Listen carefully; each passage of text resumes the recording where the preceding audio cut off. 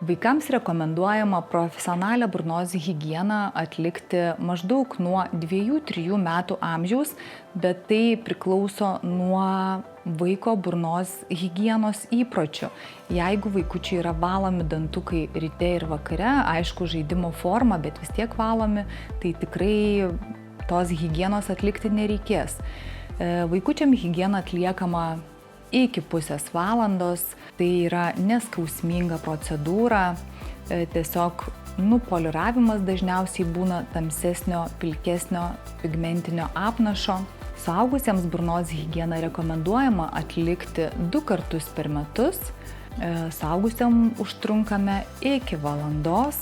Saulės šeimos medicinos centre atlieku profesionalią burnos higieną, vaikams dantų silantavimą, dantų balinimą, papuošalų dantų dėjimą ir fluoro aplikacijos, kad nebūtų jautrūs dantis.